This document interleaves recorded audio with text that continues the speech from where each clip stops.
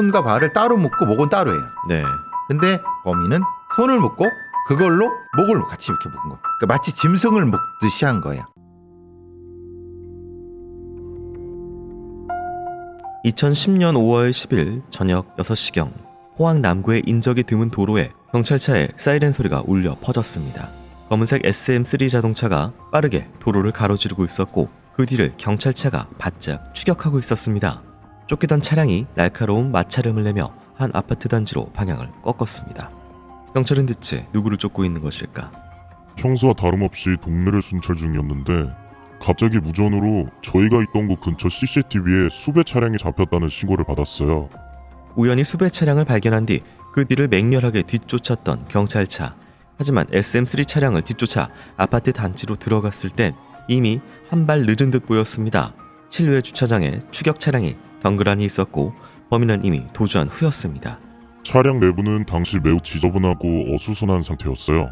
곳곳에 잡동사니들이 정리되지 않은 채 흩어져 있었고요. 조수석 안전벨트 일부에서 육안으로도 혈흔이 보였습니다. 단순 사건이 아님을 직감한 경찰은 더 면밀히 차량을 살폈습니다.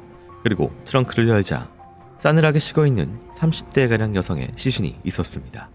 심지어 그녀는 매우 비정상적인 모습으로 그곳에 유기되어 있었습니다.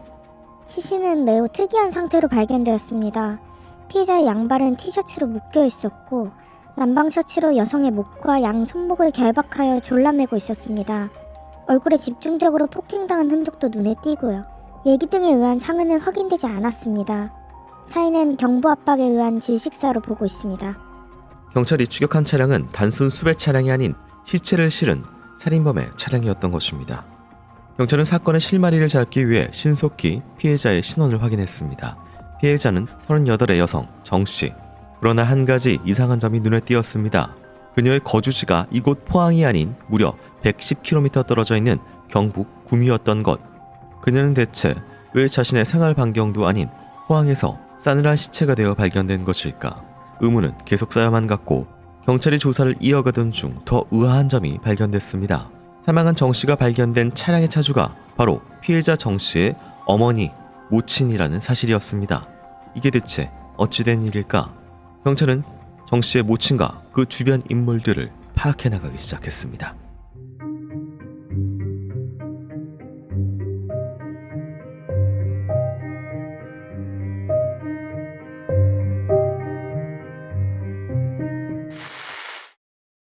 안녕하세요. 이것은 크라임. 저는 진행과 연출을 맡고 있는 김PD입니다. 날카롭고 정확한 분석으로 대한민국의 정의를 세우고 계시는 배상훈 프로파일러님 모십니다. 예, 안녕하세요. 배상훈입니다. 반갑습니다. 네, 교수님 반갑습니다. 크라임의 내게 꼭 필요한 보험만 남겨주는 보험솔루션 보험장터와 함께합니다. 오늘 준비한 사건은 2010년 경북 그리고 포항에서 발생한 사건입니다.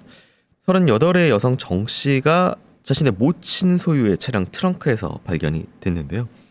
피해자 얼굴에는 집중 구타 흔적이 있었고 특별하게 칼 등 예기가 사용되지 않은 것으로 보입니다. 경부 압박으로 사망한 건 그런 사인 추정도 있었는데요. 이 전반적인 상황을 어떻게 봐야 될까요?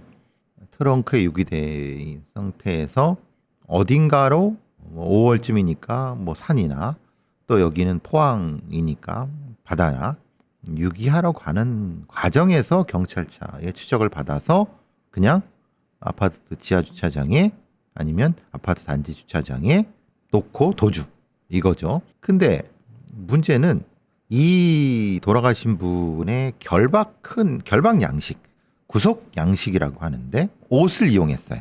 그러니까 피해자의 옷이요? 그렇죠. 그러니까 아주 쉽게 구할 수 있는 별도의 끈이라든가 아니면 뭔가 도구를 준비하지 않고 손에 잡히는 대로 쉽게 묶을 수 있다고 하는 것은 이건 경험치가 있는 다른 어떤 여죄가 존재할 수밖에 없는 상황이고요.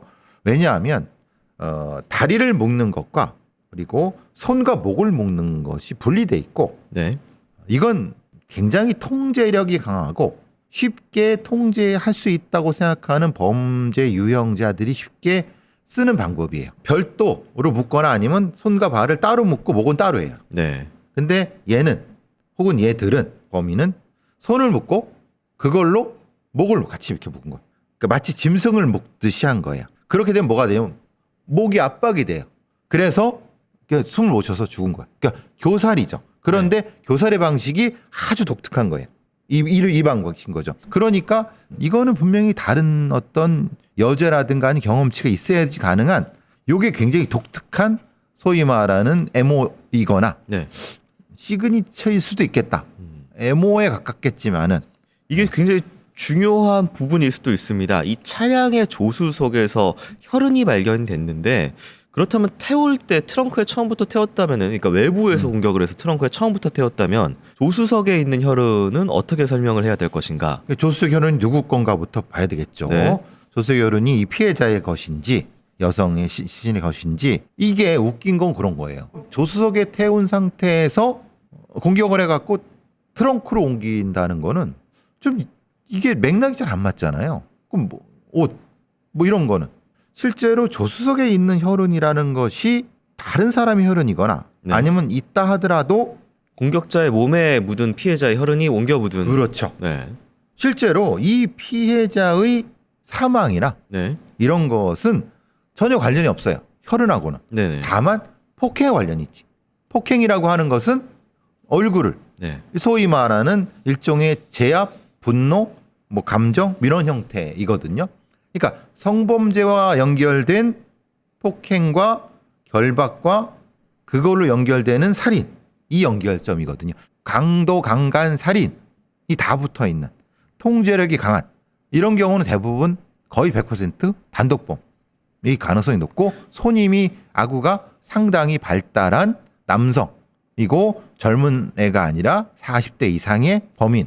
이거는 보통의 프로필이에요. 프로파일러들이. 이게 지금 말씀하신 대로 어떤 경험치도 있고 뭐 여러 가지 독특한 시그니처도 있기 때문에 그리고 감정적인 부분에 있어서 치정 관계에서 일반인이 갑자기 스토커가 할 수 있을 만한 사이즈가 아니기. 예, 그렇죠. 예. 그래서 얼굴을 집중적으로 하면 통제, 아주 심각한 통제를 위한 얼굴 폭행. 그 폭행이 손에 묻거나 뭔가 묻어서 조수석에 묻지 않았을까라는 네. 생각이 드는데 이건 좀 더 봐야 돼요. 네. 왜냐하면 그럼 운전석에 안 묻었어?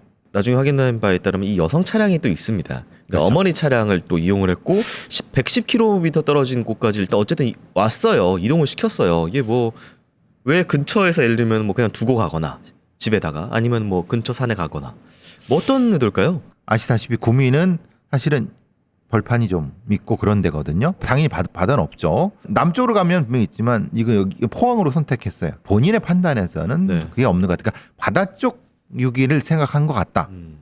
사건을 파헤칠수록 알 수 없는 의혹만 발견되고 있는데요. 경찰은 피해자 정 씨에게 주목해서 사건을 풀어나가기 시작했습니다. 이후 수사 내용 살펴보도록 하겠습니다.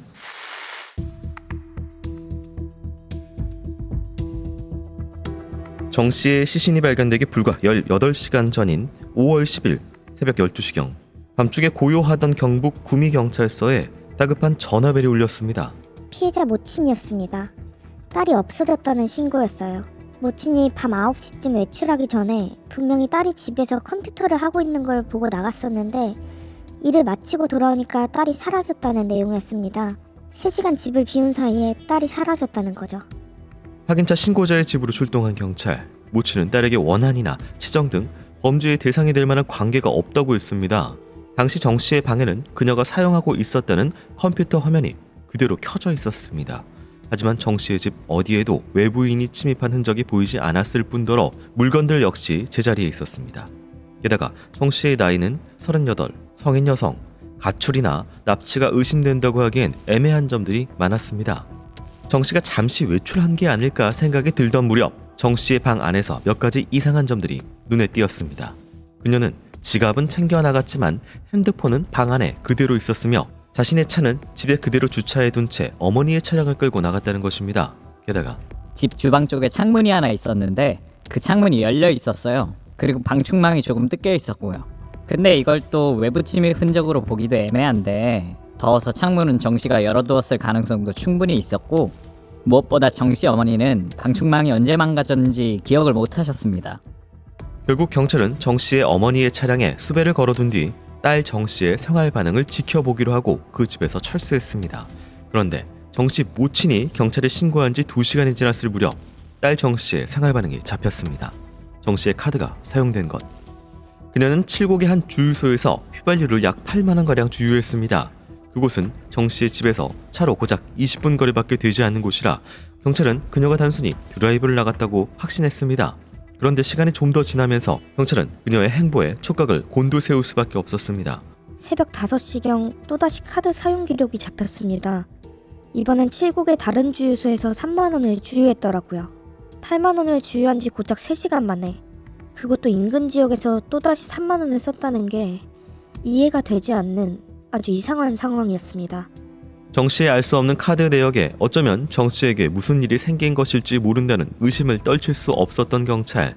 하지만 아무리 주유소 주변 CCTV를 돌려봐도 경찰이 찾는 차량은 발견되지 않았습니다. 두 번째, 칠곡 주유소에서 카드를 긁은 지 약 10시간이 지나고 있던 그때 정 씨가 또다시 카드를 사용했습니다. 정 씨의 카드 내역은 그녀의 현재 위치와 생존 반응을 알 수 있는 가장 중요한 단서였습니다. 당연히 아직 구미나 칠곡 주변에 있을 것이라 생각하고 수색 중이었는데요. 이번엔 달랐어요. 놀랍게도 이번에 그녀가 카드를 긁은 곳은 칠곡에서 무려 110km 떨어진 포항. 심지어 이번에도 그녀는 포항의 한 주유소에서 5만 원을 주유한 것으로 드러났습니다. 단 하루 동안 무려 16만 원가량을 주유한 정 씨. 그녀는 왜 그렇게까지 주유를 해야만 했던 것일까? 또 대체 그녀가 구미집에서 사라진 5월 10일 새벽 12시부터 포항에서 싸늘한 시체로 발견된 오후 6시까지 만 하루도 지나지 않은 시간 동안 그녀에게 무슨 일이 벌어진 것일까? 경찰은 정 씨가 언제 어떻게 사망하게 되었으며 그녀와 함께 동승했고 현재는 도주 중인 운전자는 누구인지에 대해 수사를 이어갔습니다.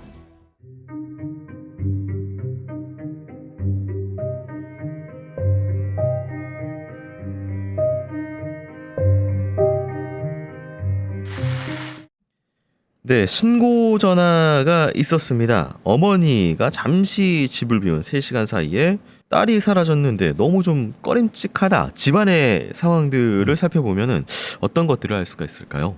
스스로 가출이라고 하기에는 좀 애매한 거는 핸드폰 문제죠. 근데 2010년도니까 핸드폰과 지갑을 같이 가지고 나갔다고 하면 그냥 뭐 드라이브나 이렇게 될 수도 있는 건데 문제가 제일 걸리는 것은 컴퓨터, 그 다음에 주방 쪽 창문의 방충망. 이건 전형적으로 침입 흔적이거든요. 네. 왜 이것을 침입 흔적이라고 생각하지 않았을까? 그건 좀 의문이에요. 그러니까 이제 경찰은 이 상황에서는 외출, 가출 단순히 이걸로 생각했을 거예요. 그래서 지켜보자라고 한 거죠. 지금 같은 경우는 그렇지 않습니다. 2025년에 현재는 와스라는 시스템이 있기 때문에 바로 수배를 때립니다. 차 수배를. 네. 쉽게 찾을 수 있습니다. 근데 2010년도에는 그렇게 못했거나 안 했을 겁니다. 근데 그 다음에 문제가 이제 이상한 주유 패턴이라는 거잖아요. 네. 처음에는 8만 3천 원일 겁니다. 가득 채운 거죠. 어쨌든 뭐 110km 포항까지 가고 있었으니까요. 그렇죠. 네. 이제 왜 이걸 중요시하냐면 네. 이 여성이 자기 차가 아니라 어머니 네. 차잖아요. 그러니까 만약에 이 사람이 본인 어머니 차를 가지고 갔다고 하면은 그렇게 주유를 했을까? 그런 부분에 대한 패턴을 좀 봤어야 되는 것 같아요. 그러니까 이거는 이 돌아가신 분이 주유한 게 아니라 네. 다른 사람이 주유했다는 거. 이때 이미 그렇죠. 그 다음에 또 이제는 10,000원 단위로 주유를 해요. 3만 원. 그 다음에 5만 원. 그러니까 이게 이렇게 기름에 집착하듯이 거의 달린 만큼 다시 만땅 채우기 위해서 3만 원 넣고 또 달린 만큼 만땅 채우기 위해서 5만 원 넣고 이런 느낌이어서 그러니까요. 앞에 건 그냥 채운 거고 네네.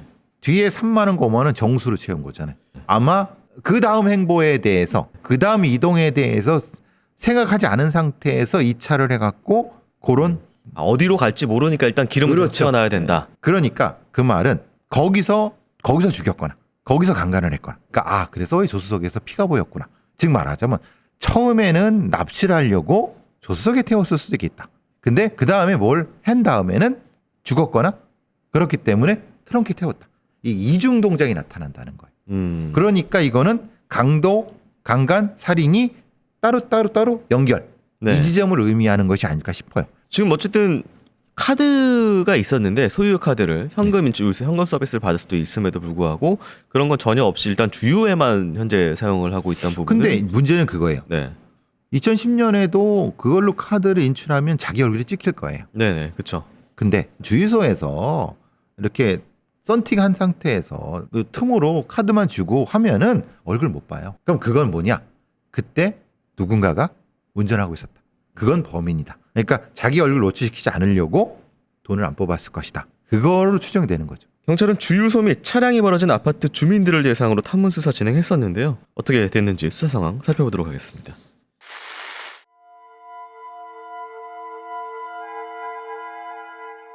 경찰은 사건의 실마리를 찾기 위해 그녀가 방문했던 주유소와 차량이 버려졌던 아파트 주민들로부터 목격자 진술을 받기 시작했습니다. 신문지로 차량 내부가 가려져 있었고 썬팅도 짙어서 운전자 얼굴을 제가 정확히 보진 못했어요. 상의는 얼핏 보기에 양복 차림은 아니었고 점퍼같이 보이는 걸 입고 있었는데 분명히 남자였어요. 앉은 키로 봐서는 키가 큰 편은 아닌 것 같았고요. 그날 검은색 SM3를 주차하고는 누가 쫓아오는 것 마냥 헐레벌떡 뛰어가던 남자를 봤어요. 거리도 멀고 뒷모습을 본 거라 잘 기억은 안 나는데 키가 작았어요. 그 승용차보다 30-40cm 정도? 머리가 올라왔었거든요. 머리도 짧았던 것 같아요. 이미 주유소에서부터 남성이 운전하고 있었다는 주유소 직원의 진술. 하지만 조수석이나 뒷좌석에 여성이 타고 있었는지는 모르겠다고 했습니다. 경찰은 주유소 직원과 아파트 주민들이 운전자에 대해 비슷한 진술을 하는 것으로 보아 범인은 칠곡의 주유소부터 포항의 아파트 주차장까지 쭉 정시 모친 차량을 운전해 온 것으로 추정했습니다. 하지만 목격자 모두 운전자를 직접 대면한 것이 아니었기에 범인의 몽타주를 그려낼 만큼 확실한 인상착의는 알아내기 어려웠습니다. 유일한 단서는 키가 작은 짧은 머리의 남자라는 것. 대체 이 남자는 누구이며 왜 정 씨를 타겟으로 삼았고 그녀를 잔인하게 살해한 것일까? 그렇게 범인에 대한 단서가 턱없이 부족하던 그때 버려져 있던 차 안에서 새로운 증거가 발견됐습니다.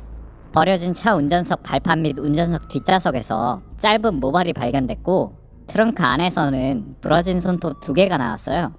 손톱은 감정 결과 피해자의 것으로 나왔는데 모발은 피해자의 DNA와 일치하지 않는 것으로 확인됐습니다. 차 안에서 범인의 것으로 보이는 DNA가 발견된 것입니다. 하지만 불행히도 당시에는 범죄자 DNA 데이터베이스 시스템이 아직 구현되지 않은 채였고 전과자의 DNA와 차량에서 발견된 범인의 DNA를 대조하는 것도 불가능한 상황이었습니다. 결국 경찰은 범인을 잡기 위해 도로를 통제하고 400명 규모의 인력을 동원해 수색에 나섰습니다. 그러나 그림자조차 발견되지 않은 범인. 경찰은 사건의 실마리를 풀기 위해 피해자의 집 인근에서부터 다시 탐문 수사를 시작했습니다. 정 씨가 실종되기 전 낯선 남성이 드나드는 등 수상한 점은 없었을까? 이웃들은 경찰이 용의자를 설명하자 공통되게 한 명을 떠올렸습니다. 주민들이 입을 모은 남자는 정 씨와 같은 동네의 사람. 그는 정 씨의 집에서 얼마 떨어지지 않은 곳에 거주하고 있었고 심지어 정 씨의 집이자 그녀의 어머니가 운영하던 가게 바로 맞은편에서 고물상을 운영하던 사람이었던 것. 경찰은 재빨리 고물상 주인에 대한 신원 파악에 나섰습니다. 고물상 주인은 46세 박 씨로 그는 이미 1991년 8월 살인죄 등으로 징역 20년을 선고받은 전과자였습니다. 17년을 복역하고 형 종료 3년 전에 가석방되어 최근까지 그 마을에서 고물상을 운영했던 것으로 보여요. 살인죄 등으로 징역 20년을 선고받았던 박 씨가 이웃이라는 것. 박 씨 역시 짧은 머리에 키가 작은 남성이었습니다. 이 모든 것은 우연이었을까? 경찰은 즉시 박 씨의 집으로 향했습니다.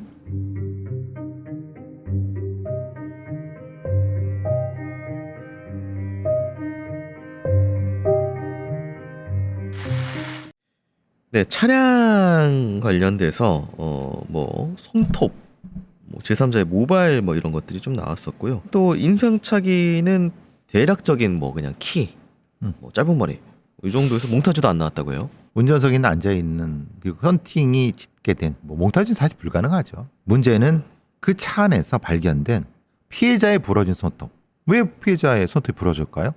그건 사실은 저항을 하거나 폭행이 있는 상태에서 있는. 그럼 살아 있었다는 거잖아요. 차 안에서는. 차 안에서. 그러니까 앞서 제가 말씀드린 것처럼 집 안에서 납치를 당해서 결박을 당한 후 차로 옮겨져서 범죄를 또 당한 후 그 과정에서 손톱이 부러지고, 그러니까 제3자의 모발이라고 하는 것은 그대로 떨어질 수는 없잖아요.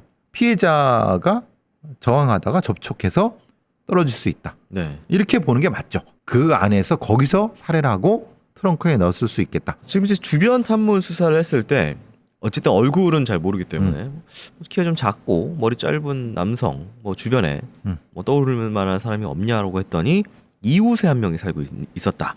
근데 하필이면 또 살인죄로 전가가 있는 사람입니다.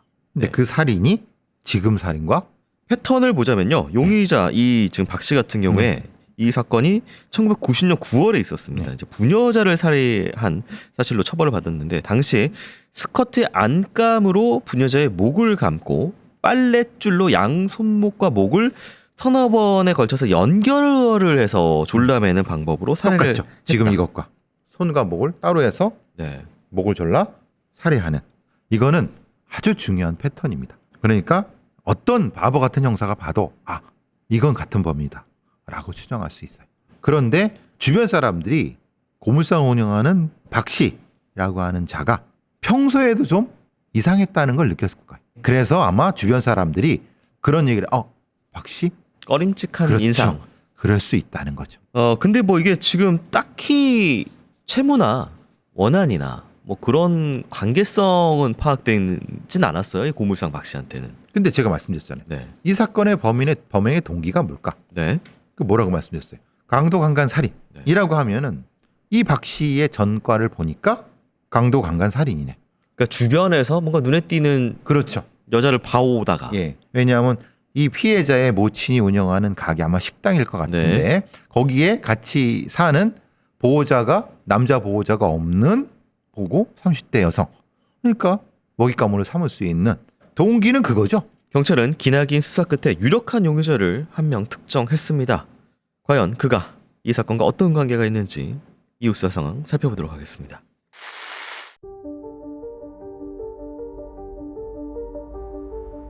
경찰은 용의자 박 씨의 집으로 급히 쳐들어갔습니다. 예상과는 달리 박 씨는 집안에 태연히 앉아 있었고 전혀 당황하지 않은 듯 보였습니다. 그는 정 씨 살인 사건에 대해 전혀 모른다고 했습니다. 박 씨는 당당한 태도로 진술했습니다. 아, 형사님들, 저는 진짜 억울합니다. 범인이 칠곡에서 처음 주유했던 게 새벽 1시 52분이라고 하셨죠? 저는 그때 대구에 있었어요. 식당에서 밥도 먹었으니까 한번 확인해 보세요. 아니, 어떻게 사람이 대구, 칠곡 이렇게 두 곳에 동시에 있을 수 있냐고요. 확인 결과 실제로 박 씨는 5월 10일 새벽 2시 19분경 대구 식당에서 카드를 결제한 것으로 드러났습니다. 고작 27분 만에 칠곡에서 대구까지 움직일 수 있는 것일까? 하지만 그가 방문했던 식당은 대구 북구에 위치해 있었고 이는 칠곡 주유소와 멀지 않은 곳이었습니다. 게다가 당신은 새벽 시간, 즉 칠곡 주유소에 들른 후 충분히 대구 북구의 식당까지 갈 수 있는 거리였습니다. 하지만 박 씨는 여전히 억울하다며 언성을 높였습니다. 아니, 그 여자가 실종된 게 5월 9일 밤 9시에서 12시 사이라면서요. 그날 저는 대구 북구에서 애인을 만났다니까요. 잠깐 구미시에 있는 제 지인이 운영하는 가요주점에 가긴 했는데 거기서 지인을 못 만났고 다시 애인의 집 근처로 돌아갔었습니다. 그때부터는 그냥 애인 집 근처에서 시간을 보냈어요. 저는 사건 현장은 물론 사체 유기 현장 근처에도 가지 않았어요. 그는 정말 알리바이를 위해 대구 북구로 이동한 게 아닌 그날부터 계속 대구 북구에 머물며 애인과 시간을 보낸 것일까? 경찰은 이를 확인하기 위해 박 씨의 애인을 찾아갔습니다. 그녀는 5월 9일 밤 10시경 자신의 주거지 근처에서 박 씨의 승용차를 보았다고 진술했습니다. 이는 그녀가 정말 박 씨와 만난 것인지 그저 주차된 박 씨의 차량을 본 것인지 명확히 알 수 없는 진술. 게다가 경찰이 박 씨의 통화 기록을 확인하자 놀랍게도 정 씨가 사라졌던 5월 9일 밤 9시부터 12시 사이 정 씨의 집 인근에서 자신의 애인과 두 차례 통화한 기록이 드러났습니다. 분명 애인과 만나고 있었다는 박 씨. 대체 어디까지 진실이고 어디까지 거짓인 것일까? 박 씨는 5월 9일 밤 10시경 혼자 있던 정 씨를 살해하기 위해 주방 창문을 통해 미 집에 들어간 다음 무방비 상태인 정 씨의 얼굴을 수에 때리고 방 안에 있던 피해자의 옷으로 그녀를 결박한 뒤 그녀의 목과 양손목을 연결해 졸라매는 방식으로 살인을 저질렀습니다. 이후 범행이 발각될 것을 우려해 그녀의 집 공터에 주차되어 있던 SM3 승용차 트렁크에 시신을 싣고 알리바이를 위해 이것저것 돌아다니다가 포항으로 가 시체를 유기했습니다. 그러나 무죄를 향한 박 씨의 태도는 여전히 당당했습니다. 검찰이 내민 DNA 감정 결과물이 오염 또는 조작 가능성이 있다며 억울함을 내비쳤습니다. 이 증거는 다 조작된 겁니다. 의뢰인은 5월 11일 경찰 조사 중 면봉으로 타액을 채취했는데 경찰이 이를 피해자의 손톱으로 옮기는 방법으로 증거를 조작했을 수 있습니다. 또 같은 날 경찰은 의뢰인의 승용차를 불법으로 수색했습니다. 분명 그때 떨어진 그의 모발을 수집해 마치 그게 피해 차량에서 발견된 것처럼 국가수의 감정을 맡긴 거죠. 의뢰인이 살인 전과가 있다는 이유만으로 그를 범인으로 몰기 위한 증거 조작의 가능성을 제기하는 바입니다. 이렇게 박 씨는 여전히 범행을 부인하면서 모든 혐의를 강력하게 부정하고 있었습니다. 그리고 여전히 풀리지 않는 부분, 박 씨가 정 씨를 살해해야만 하는 이유가 있었을까? 검찰은 박 씨를 범인이라고 하기에 여전히 동기를 찾지 못하고 있었습니다.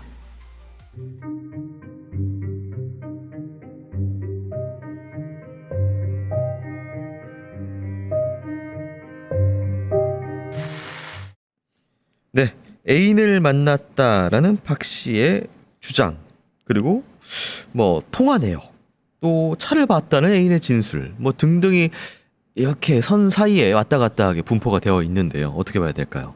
근데 그게 나중에 굉장히 많이 깨져요. 왜냐하면 관계자죠. 협박을 받을 수도 있고 이해관계가 있을 수도 있잖아요.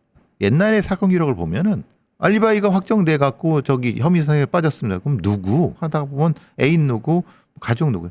여기서도 제3자라고 하면은 오케이. 근데 이거 애인이잖아요. 네네. 그리고 생각해 보세요. 이놈은 살인범이었어요. 네. 그것도 여성을 진짜 잔혹하게 죽인 살인범이에요. 그런 뒤에 오랫동안 감옥에 있다가 나왔어. 근데 그런 사람을 어떻게 알리바이를 이렇게 쉽게 빼주는 저 이해를 못해요. 그리고 실제로 실측을 해보면은 이거는 진짜 형사들이 놓칠 수 있는 거예요. 새벽 시간에 실제로 대구 구미 거기는 거기서 거기에요. 칠곡은 밟으면 거기서 금방 가요. 일명 쏜다고 하는 정도에 네. 빠르게. 아니 자기가 살인하고 그 알리바이를 하겠는데 그 목숨 걸고 안 달리겠어요? 지금은 안 돼요. 지금은 와스 시스템이 있고 CCTV가 엄청 많기 때문에 금방 되는데 2010년은 사실은 의미가 없어요. 이게 그렇기 때문에 칠곡 주유소 구미 대구 이거 다 거기서 오기예요. 그러니까 지금 문자 메시지가 하나 있습니다. 애인이 박 씨 그 휴대폰으로 보낸 건데 이게 그 문제의 날 5월 10일 밤 20시 59분에 어디에 있는데 전화 안 되노? 무슨 일 있나 걱정된다. 연락 줘. 이런 내용이고요. 그러니까 애인도 못 만났다는 거잖아요. 네. 근데 또 이제 다음 날 새벽 1시 23분에 대구 북구 모텔에 투숙한 건 또 인정이 됩니다. 근데 이제 그 사이에 이 남자의 휴대전화가 연락이 꺼져 있고 연락이 안 되다가 다시 연락이 확인된 게 그 5월 10일 밤으로 넘어가는 시점에 새벽 1시가 돼서야 이게 켜지고 연락이 되다가 그리고 나서 20분 뒤에 투숙을 합니다. 같이. 그러니까 그 중간에 범행을 해도 되잖아요. 네. 그러니까 이건 알리바이가 얘는 경험치가 있잖아요. 그러니까 이 사람의 알리바이는 아무 의미가 없는 거고 그냥 보통 사람이 이런 얘기를 해요. 애인 근처에서 시간을 보냈어요. 사건 현장에도 유기 현장에도 안 갔어요라고 해요. 보통 사람은 뭐라고 해요? 저 거기 없었는데요. 아 저는 네. 이 사건을 관계 없습니다. 죽이지 네. 않고 하지 않았어요라고 하지 네. 사건 현장 유기 현장이라는 얘기를 그러니까 이건 그대로 재구성된 워딩이긴 된 거지만은 하죠. 네. 이거는 의미가 있는 거예요. 그러니까 이미 그러니까 내가 사실을 알고 있는 상황에서 모르는 척 하려고 그러니까 알고 있는 게 드러나게 되는 그런 부분이 그렇죠. 있는데 드러나게 되는 거를 얼마를 형사들이 모르니까 자기 기준으로 얘기를 한 거죠. 네. 이게 말씀하신 대로 조금 전에 얘기한 구미시에 있는 가요주점 관련돼서 이 사람이 지금 이제 이 재판을 받으면서 추가 혐의가 하나 붙어서 그렇죠. 살인죄 외에도 같이 있는데 출소 후에 이제 가게를 운영하게 도와주는 65세의 B씨라는 남성이 한 명 있어요. 이 B씨 같은 경우에는 위암으로 위절제술을 일단 받고 또 결핵으로 계속 병원을 통원하면서 치료를 받고 있는 그런 좀 몸이 안 좋은 인물입니다. 근데 또 처와 딸이 있긴 하지만 사이가 안 좋아서 이제 안 보고 사는 그런 사람의 인물인데 이 박 씨 같은 경우에는 이 B 씨가 자기한테 도움을 줬음에도 불구하고 빨리 죽을 수 있겠다라는 판단 하에 가짜 문서를 하나 만드는데 내가 채권자 그 사람의 채무자의 문서를 하나 만들어요. 그래서 담보를 또 만드는데 그 B 씨 자신의 은인인 B 씨의 땅과 주택 등을 담보로 한 문서를 하나 사문서를 위조를 해가지고 이걸 하나 만들어 놓습니다. 이게 이 한 해 전인 2009년 11월에 이거를 만들어 놨습니다. 그러니까 이놈이 어떻게 했냐면은 사실은 이놈이 가석방 되기 전에 가석방을 예상을 하고 가석방 예상할 수 있습니다. 네. 그때 소위 말하는 호구를 본 거죠. 거기 빵에 들어왔는데 돈이 좀 있고 곧 죽을 것 같은. 그러니까 뭘 합니까? 작업을 친 거죠. 이건 100% 작업 친 겁니다. 형님 하면서 네. 따르고. 이건 진짜 나쁜 놈입니다. 그래서 고물상을 이 사람이 갑자기 살인자가 하게 된 이유도 이 은인이 너 한번 식당 해봐 해서 식당에서 잠깐 돌리다가 식당 좀 잘 안 되는데요. 그럼 고물상 가서 고물상 해봐. 이렇게 해서 지금 뭘 할 수 있었던 거예요. 그랬을까요? 그건 아니면- 본인 얘기지. 그쵸. 그 형님한테 붙어서 네. 사실은 뺏은 거죠. 네. 근데 본인은 형님이 해보라고 해서 했다고 네. 하겠죠. 네. 그러니까 완전히 기생충 같은 인간이죠. 왜 이 말씀을 계속 드리면 범죄 동기가 네. 동기가 없다 그러잖아요. 아니에요. 동기는 있어요. 무슨 동기죠? 돌아가신 분의 어머니가 했던 식당과 그 형님의 식당이 붙어 있단 말이에요. 마주보고 있습니다. 그럼 거기서 접점이 있어요. 즉 말하자면 이 범인은 그 식당을 위탁하면서 피해자의 어머니와의 뭔가 작업 치려고 했을 거예요. 정 씨의 모친. 그렇죠. 그 과정에서 무엇인가 범죄 이거를 보고 시도하려고 하는 과정에서 이 범죄가 났다고 보면 되는 거예요. 뭔가 좀 사이즈를 재고 있는 상황에서. 그렇죠. 네. 그래서 저는 그렇게 생각. 사실은 모친이 대상이 아니었느냐. 모친을 노리고 들어갔는데 모친은 없고 딸이 있으니까 대신 딸을 공격한 부분이 있다. 이거 이대는 또 나올 수가 없으니까. 네. 그렇게 봤으면 동기는 명확한데 경찰은 동기가 없다고 해석해버리니까 이건 동기가 없는 게 아니에요. 동기의 착각인 거예요. 네. 그러니까 문제는 이제 검찰이 이걸 못 발견했습니다. 그래서 이 동기란이 비어 있는 채로 재판이 진행이 되게 되는데요. 이건 너무 바보 같습니다. 네. 재판 결과 살펴보기 전에 전하는 말씀 듣고 오도록 하겠습니다. 와. 왜?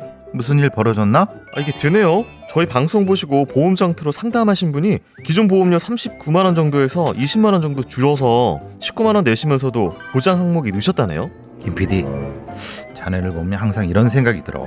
무슨 생각이요? 이 인간 싹패구나. 인간에 대한 믿음이 없구나.